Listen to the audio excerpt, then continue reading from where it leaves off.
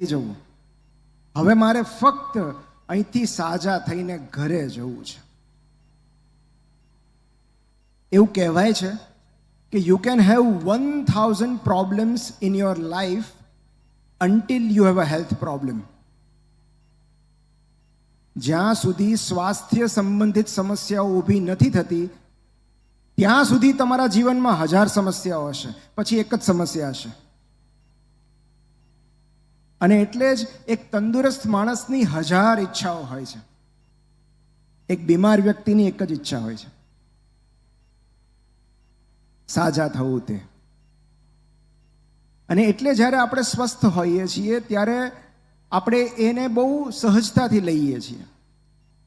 એ સ્વસ્થ હોવાની કદર આપણે કરતા નથી. અમુક ઉંમર પછી સૌથી લાંબુ અંતર આપણી પથારીથી આપણા વોશરૂમ સુધીનું હોય છે. કારણ કે અમુક લોકો સમયસર અંદર સુધી પહોંચી નથી શકતા અને અમુક લોકો સમયસર બહાર નથી નીકળી શકતા. અને એટલે જ અમુક ઉંમર પછી લોકો તમને ફક્ત 2 જ સવાલો પૂછે છે. 1, તમે કેમ છો? અને 2, તમારા સંતાનો કેમ છે? કારણ કે આ 2 જ જવાબો મેટર કરે છે. આ 2 જ જવાબો મહત્વના છે. તમે કેમ છો મતલબ કે તમે હેલ્ધી છો, તમે સ્વસ્થ છો. આજ સવારે તમે પથારીમાંથી ઊભા થઈ શક્યા એનો મતલબ એમ કે ગઈ રાતે તમને પેરાલિસિસનો હુમલો નથી આવ્યો. જો રોજ સવારે તમે ચાલવા કે દોડવા જઈ શકો છો તો એનો અર્થ એમ કે તમારા ઘૂંટણ અને હૃદય સલામત છે. ઈચ્છા થાય ત્યારે ગળ્યું ખાઈ શકો છો તો મતલબ કે ડાયાબિટીસ નથી, કાં તો કંટ્રોલમાં છે. જેટલું ભેગું કર્યું છે એટલું ભોગવી શકો છો તો તમે માનસિક રીતે સ્વસ્થ છો. કારણ કે તમે ભેગું ગમે તેટલું કરી લો, બધું ભોગવી નથી શકાતું. ઈશ્વર તરફથી જે મળ્યું છે એનો આભાર માનો છો અને જે નથી મળ્યો એનો સ્વીકાર કરો છો તો તમે મજામાં છો. તમે કેમ છો? કોઈ એવું પૂછે છે કે છેલ્લે કેટલું રિટર્ન્સ ફાઇલ કર્યું, કઈ ગાડીમાં આવ્યા? તમે કેમ છો? કારણ કે આ જ સૌથી મહત્વનો પ્રશ્ન છે. જીવનમાં સૌથી મહત્વના 2 જ પ્રશ્નો છે. તમે હેલ્ધી છો કે બીમાર છો? તમે સ્વસ્થ છો કે બીમાર છો? કારણ કે જો તમે સ્વસ્થ છો તો ચિંતાની કોઈ વાત જ નથી. જો તમે બીમાર છો તો ફરી પાછા 2 પ્રશ્નો છે. તમારી તબિયત સુધરી રહી છે કે બગડી રહી છે? જો તમારી તબિયત સુધરી રહી હોય તો ચિંતા જ નથી, પણ જો બગડી રહી હોય તો ફરી પાછા 2 પ્રશ્નો છે. તમે જીવી શકો એમ છો કે મૃત્યુ પામવાના છો? જો ભલે થોડી ઘણી ખરાબ તબિયત સાથે પણ તમે જીવી શકવાનો હોય તો ચિંતા જ નથી, પણ જો મૃત્યુ પામવાના હો તો ફરી પાછા 2 પ્રશ્નો છે. તમે સ્વર્ગમાં જશો કે નર્કમાં? જો સ્વર્ગમાં જવાના હોય તો ચિંતા જ નથી, પણ જો નર્કમાં જવાના હો તોય ચિંતા ન કરતા, કારણ કે ત્યાં તમારા મિત્રો હશે.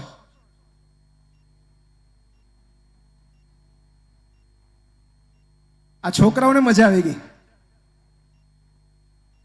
પણ આ તો એક હળવી વાત કરી, પણ પદ્મ વિભૂષણ વિજેતા અને કાર્ડિયોલોજિસ્ટ ડૉક્ટર BM હેગડે હેલ્થની બહુ સરસ ડેફિનેશન આપી છે. મને એ વ્યાખ્યા બહુ જ ગમે છે. અને એમણે એવું કહ્યું છે કે if you can laugh, if you can slip and if you can love, you are healthy. જો તમે ખડખડાટ હસી શકો છો, ઘસઘસાટ ઊંઘી શકો છો અને લોકોને પ્રેમ કરી શકો છો તો તમે સ્વસ્થ છો. અને આ જ સ્વાસ્થ્યનું રહસ્ય છે. કારણ કે સ્વાસ્થ્યનો મતલબ ડિઝીઝની ગેરહાજરી નથી. It is the presence of is. જ્યારે તમને નિરાંત હોય, when you are at ease with yourself and with the world, at ease and at peace. કારણ કે આ જે વાત છે ને કે પ્રેમ કરવો જરૂરી છે. જ્યાં સુધી તમે જગતને પ્રેમ કરતા રહો છો ત્યાં સુધી તમે હેલ્ધી છો. જે ક્ષણે તમને કોઈનું અહિત કરવાનો વિચાર આવે છે, બદલો લેવાનો વિચાર આવે છે, નફરત મનમાં જાગે છે, એ જ ક્ષણથી તમે બીમાર થવા લાગો છો. કારણ કે આ નફરત, વેર, ઈર્ષા અહિત કરવાની ઈચ્છા, આ એવા બધા ઇમોશનલ બર્ડન છે જે ધીમે ધીમે આપણને બીમાર કરતા જાય છે. અને એટલે જ જે લોકો માફ કરી શકે છે એ લોકો સ્વસ્થ રહી શકે છે. જે લોકો અન્યને સરળતાથી માફ કરી શકે છે, ભૂલી શકે છે, એ લોકો જલ્દી સાજા થઈ જાય છે. કોઈને માફ ન કર્યાનો ભાર લઈને ફરવું એ સ્વાસ્થ્ય માટે સિગરેટ કરતાં પણ વધુ હાનિકારક છે. કારણ કે દવાઓ તો છે જ, પણ આજે જે મારે વાત કરવાની છે 20-25 મિનિટમાં, એ માત્ર દવાઓની નથી. દવાઓ ઉપરાંત બીજા એવા કયા પરિબળો છે જે સ્વાસ્થ્ય માટે જવાબદાર છે? સૌથી મહત્વના 3 પરિબળો છે જે કાં તો તમને બીમારી તરફ લઈ જાય છે, અથવા જો તમે બીમાર હો તો એમાંથી તમને સાજા કરે છે. અને એમાં પહેલું છે માફી. કાં તો માગી લો, કાં તો આપી દો. બહુ હળવાશ અનુભવાશે. કારણ કે જેમની પાસે ખુશ રહેવાના કારણો હોય છે, એમની પાસે બદલો લેવાનો સમય નથી હોતો. બીજું છે પ્રેમ. અમે જેટલા દર્દીઓ બીમાર હોય ને, અમે કહેતા હોઈએ કે સગા ક્યારે આવવાના છે, અથવા તો તમે સગા પાસે ચાલ્યા જાઓ, fly back to your loved once. કારણ કે પ્રિયજનોની હાજરીમાં હિલિંગ જલ્દી થાય છે. અને એટલે જ જ્યારે વ્યક્તિ અતિ ગંભીર હોય ત્યારે પહેલો સવાલ એ જ થાય કે સગા ક્યાં છે, સગાને બોલાવી લો. અને આજ સુધી પોતાના અંતિમ સમયમાં કોઈ એવું નથી કહ્યું કે મારે મારી ટ્રોફી જોવી છે, મારું પેલું સર્ટિફિકેટ લઈ આવો ને, મારા પ્રોપર્ટીના પેપર્સ જોવા છે, મારે મારી પેલી કાર જોવી છે, હમણાં લીધી નહીં, એકવાર મને મારું બેલેન્સ બતાવી દો ને. નહીં. અંતિમ સમય હોય, માણસ જ્યારે અતિ ગંભીર અવસ્થામાં હોય, જ્યારે બીમાર હોય, જ્યારે પીડામાં હોય, ત્યારે દરેકના ચહેરા પર એક જ ભાવ હોય છે, મોઢામાંથી એક જ શબ્દો હોય છે, મારા સગા ક્યાં છે. કારણ કે વહેલી મોડી એ સમજણ આપણને દરેકને આવી જતી હોય છે કે ultimately it is all about love. અને ત્રીજી સૌથી મહત્વની બાબત છે એ છે હાસ્ય. કારણ કે આમથું નથી કહેવાતું કે laughter is the best medicine. કારણ કે હાસ્ય તમને જીવન તરફ પાછું લાવે છે. એટલે જો તમે ખડખડાટ હસી નથી શકતા તો ધીરે ધીરે તમે બીમારી તરફ ધકેલાતા જશો. ખડખડાટ, ઘસઘસાટ અને પ્રેમ, આ 3 જ આરોગ્યની ચાવી છે. અને એટલે જ્યારે આપણે બીમાર પડીએ ત્યારે સૌથી મહત્વનો પ્રશ્ન જે આપણી જાતને પૂછવો જોઈએ, હા, જે મેડિકલ રીઝન્સ છે તો છે જ, બેક્ટેરિયા, વાયરસ, એલર્જી, એ તો છે જ, પણ માત્ર એનાથી બીમાર નથી થવાતું, અને માત્ર એની સારવાર કરવાથી સાજા પણ નથી થવાતું. અહીંયા બેઠેલા દરેક ડૉક્ટર એ વાત સાથે સહમત થશે કે એક જ દવાની અલગ અલગ દર્દીઓમાં અલગ અલગ અસર થાય છે. અને એટલે જ પ્લેસિબો કામ કરે છે. પ્લેસિબો શું છે? પ્લેસિબો એટલે એવી દવાઓ જેની અંદર કોઈ ડ્રગ જ નથી, માત્ર એવી ટીકડીઓ છે જે મલ્ટીવિટામિન છે કે એમાં કશું જ નથી, એ તમને આપવામાં આવે છે અને લીધા પછી તમને સારું ફીલ થાય છે. કારણ કે દવા કરતાં પણ દર્દીની તાસીર અને દર્દીની બિલીફ સિસ્ટમ એને જલ્દી સાજા કરે છે. તમે તમારા રોગ વિશે કેવી પ્રતિક્રિયા આપો છો એ બાબત વધારે મહત્વની છે. એટલે જ્યારે બીમાર પડો ત્યારે સૌથી મહત્વનો પ્રશ્ન એ જ છે કે હું કયો ભાર ઊંચકીને ચાલું છું. મારી અંદર એવું શું છે કે જેનો ભાર મને બીમાર કરી રહ્યો છે. અને મોટે ભાગે કાં તો એ કોઈ પ્રત્યેની નફરત હશે, કાં તો ફરિયાદ હશે, કાં તો અફસોસ હશે, કાં તો ચિંતા હશે. કારણ કે આ એવી લાગણીઓ છે જે આપણને બીમાર કરે છે. હવે તો આખું સાયન્સ ઓફ સપ્રેશન છે કે લાગણીઓનું દમન કરવાથી કયા કયા રોગ ઉદ્ભવી શકે. અને એટલે જ કેથાર્સિસનું મહત્વ છે.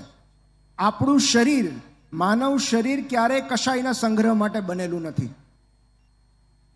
તમે જુઓ, પાણીનો ભરાવો થાય તો પગે સોજા ચડે.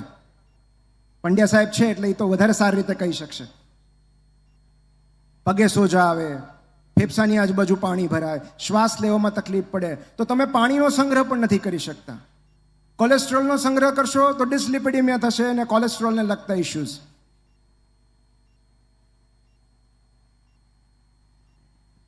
જે વધારે એક્યુમ્યુલેટ કરતા જઈએ છીએ એ આપણા શરીર માટે ટોક્સિક બનતું જાય છે. અને એટલે જ એક્સક્રીશનનું મહત્વ છે. એક્સક્રીટરી સિસ્ટમ એટલે જ ભગવાને આપણને આપી છે કે જે કંઈ ટોક્સિક પ્રોડક્ટ્સ હોય, જે બિનજરૂરી હોય, એનો આપણે નિકાલ કરતા જઈએ. જે વેસ્ટ પ્રોડક્ટ્સ હોય એનો નિકાલ કરતા જઈએ. અને આ જ વાત આપણી લાગણીઓને પણ લાગુ પડે છે. એટલે ઇમોશનલ એક્સક્રીશન પણ એટલું જ જરૂરી છે. એટલે જ સમયસર આ બધી લાગણીઓનો નિકાલ જરૂરી છે. અને આની ઉપર તો અમે ભલે એલોપેથી આપીએ, પણ જ્યારે તમે બીજા વિજ્ઞાન વાંચો ત્યારે તમને ખબર પડે કે આ સાયન્સ ઓફ સપ્રેશન શું છે. હોમિયોપેથીની તો આખી બ્રાન્ચ આ જ વિચાર પર ટકેલી છે કે જેનું દમન કરશો એ તમને બીમાર કરશે. આવી જ એક સત્ય ઘટના હું તમારી સાથે શેર કરું છું. ભારતીય મૂળના એક મહિલા જેનું નામ અનિતા મુરજાણી, 2002માં એમને લિમ્ફોમા નામનું કેન્સર એટેક થયું. અને ધીરે ધીરે કેન્સર એટલું બધું વધતું ગયું, સ્ટેજ 4 સુધી પહોંચી ગયું. અને 2006માં તેઓ કોમામાં સરી પડ્યા. તેઓ 30 કલાક સુધી કોમામાં રહ્યા. એટલા બધા ગંભીર અને ક્રિટિકલ હતા કે એમના ડૉક્ટરે કહી દીધું કે કોઈ પણ સમયે મૃત્યુ પામશે, તમે સગાને બોલાવી લો. સગા પણ આવી ગયા and they were waiting for her death. અને ત્યારે એક ચમત્કાર થયો. એ બેભાનાવસ્થા દરમિયાન એમને કશાક અનુભવો થયા જેને આપણે નિયર ડેથ એક્સપિરિયન્સીસ કહીએ. અને ધીરે ધીરે એમની તબિયત સુધરવા લાગી. 4 દિવસમાં એમનું ટ્યુમર 70% શ્રિંક થયું અને બીજા 5 અઠવાડિયામાં તેમને કેન્સર ફ્રી ડિક્લેર કરવામાં આવ્યા. અને પછી એમણે આ અનુભવો પર એક પુસ્તક લખ્યું, જેમાં એમણે લખ્યું કે એ 30 કલાકના કોમા દરમિયાન મને સમજાઈ ગયું કે મને કેન્સર શું કામ થયું. કે મેં મારી અંદર ખૂબ બધી લાગણીઓને ધરબી દીધેલી. મેં મારી જાતને ક્યારે પ્રેમ જ ન કર્યો. મેં ક્યારે મારી જાતને વ્યક્ત જ થવા ન દીધી.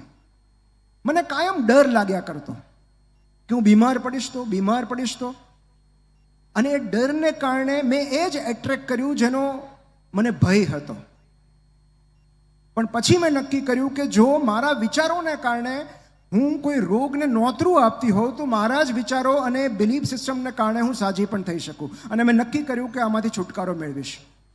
અને આ પુસ્તક 2011 કે 12માં પબ્લિશ થયું અને 2 કે 3 જ અઠવાડિયામાં એટલું બધું બેસ્ટ સેલર બન્યું કે વિશ્વભર